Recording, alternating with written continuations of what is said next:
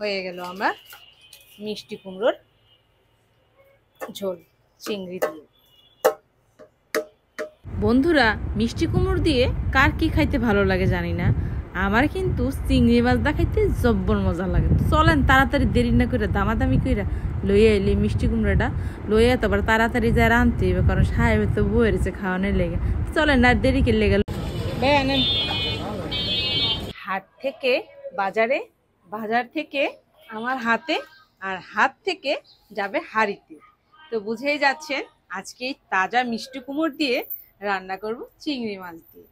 তো প্রথমে আমি বাজার থেকে নিয়ে আসলাম মিষ্টি কুমড়োর সাথে চিংড়ি মাছ না হলে কিন্তু জমবে না, তাই এক সাইডে মিষ্টি কুমড়ো রেখে আর এক সাইডে নিয়ে আসলাম বাজার থেকে আধা কেজি চিংড়ি মাছ।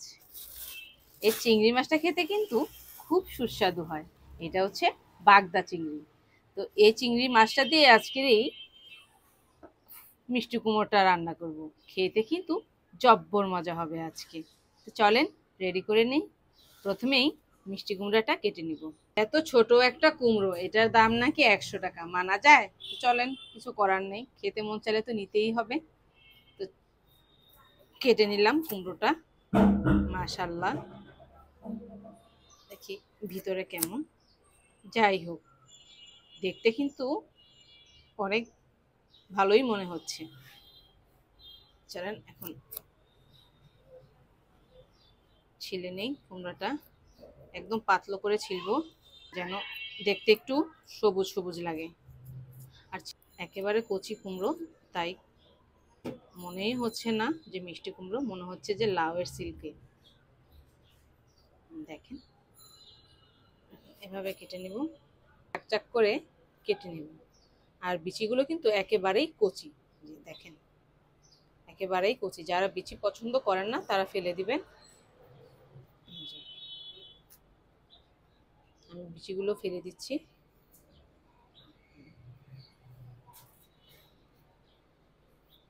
কুমড়োটা দেখেন কাটা হয়ে গেছে, এরকম ছোট ছোট করে আমি চির করে নিয়েছি। এখন চলেন মাছটা বেছে নিই। এখানে আমি সবগুলো মাছ নিব না, অর্ধেকটা মাছ নিব আর অর্ধেকটা মাছ রেখে দেব। মাছের প্রথমে খোলসটা ছাড়িয়ে নিয়েছি। এখন এটার যে ময়লাটা আছে সেই ময়লাটা বের করে নেবে। যে দেখেন এই যে কি ময়লা, মানে খাদ্যের যে থলিটা সেটা এটা, আর এই যে ডাগাগুলো এভাবে কেটে নিব। আমি চিংড়ি মাছ বেশিরভাগ হাত দিয়েই কাটি, কারণ এটা অনেক নরম প্রকৃতির মাছ। এই যে হয়ে গেল আমার চিংড়ি মাছ কাটা। তো এইভাবে করে প্রত্যেকটা মাছের খোসা ছাড়িয়ে নিব। মাছটা ধোয়া হয়ে গেছে, এখন মশলাটা নিয়ে নিই। রসুন ফালি, পেঁয়াজ কুচি, জিরা, ধনিয়া পাতা কুচি, কাঁচামরিচ ফালি, আর হচ্ছে লাল কালার মরিচ, যেটা রেড মরিচ। চলেন কিছু মশলা এখান থেকে বেটে নিই। মশলাটা বাটার আগে চুলাটা অন করে দিই। যেহেতু আজকে আমি মাটির চুলায় রান্না করব না, এটার জন্য রসুনের কোয়াটা দিয়ে দিলাম, জিরাটা দিয়ে দিলাম, অল্প একটু পেঁয়াজ কুচি দিব, আর মরিচ 3টে, আর দিয়ে দিব চিংড়ি মাছের মাথাগুলো। মরিচের বটুটা ফেলে দিই। এখন এর ভিতরে একটুখানি পানি দিয়ে মশলাটা খুব ভালো করে পিষে নিব।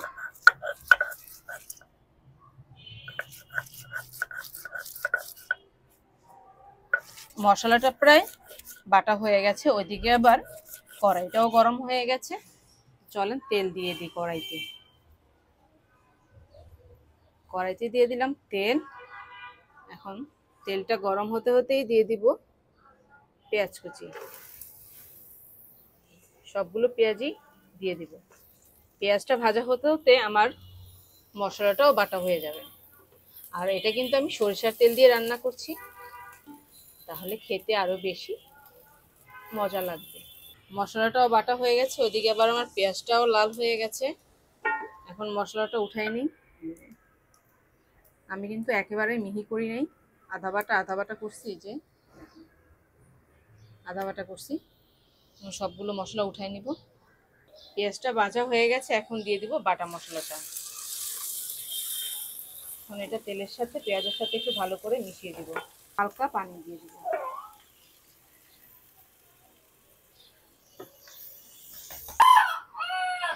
মিষ্টি কুমড়াটা ধুয়ে নেব, দিয়ে দিলাম পানি।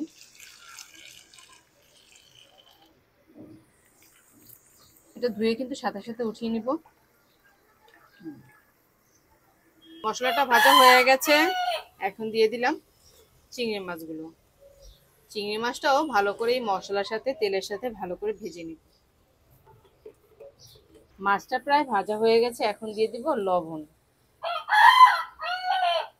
হালকা মরিচের গুঁড়া, হালকা হলুদের গুঁড়া, হালকা ধনিয়ার গুঁড়া, আর সামান্য পরিমাণে জিরার গুঁড়া। এখন খুব ভালো করে মশলাটার সাথে মিশিয়ে দিব মাছটা। এখন দিয়ে দিব এর ভিতরে ফালি করা কাঁচামরিচটা। একটু পানি দিয়ে কষিয়ে নিব।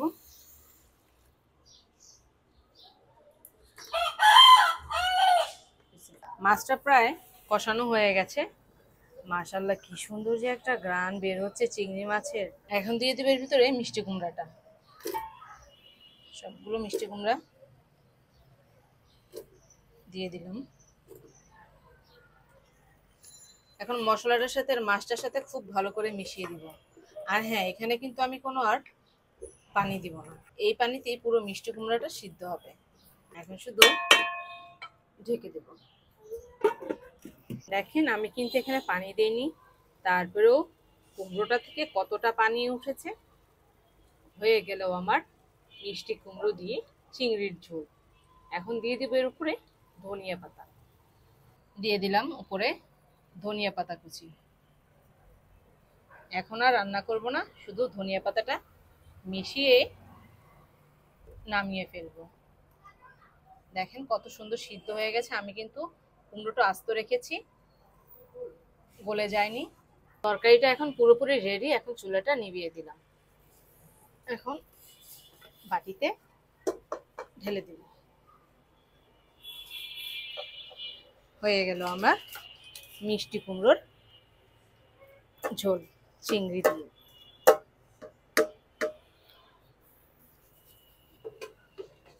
জানি না আজকে সাহেব এই মিষ্টি কুমড়োর ঝোল দিয়ে কয় প্লেট ভাত খাবে। আমি কিন্তু 1 প্লেট খাবই।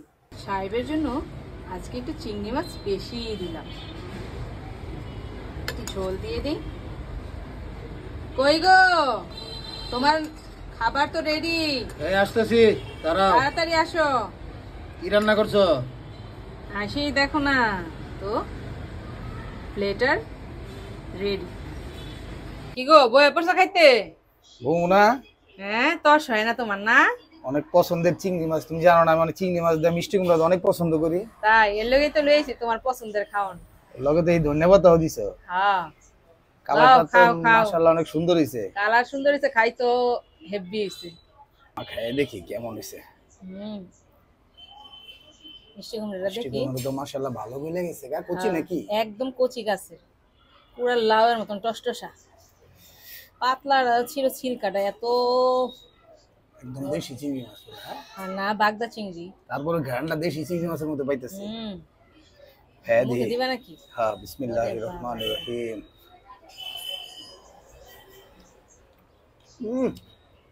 আলহামদুলিল্লাহ আলহামদুলিল্লাহ। বিশ্বাস করো, মিষ্টি কুমড়ার ভাজি খেয়েছি, বাট মিষ্টি কুমড়ার এরকম মজার তরকারি আমি আমার জীবনে আর খাই নাই। সত্যি কথা বলে মন থেকে। চিংড়ি দিয়ে মিষ্টি কুমড়ার ঝোল। তো বন্ধুরা, আমার এই রেসিপিটি যদি ভালো লাগে অবশ্যই লাইক কমেন্ট শেয়ার করে দিবেন। আর প্লিজ একবার ট্রাই করে দেখেন, ঠিক না?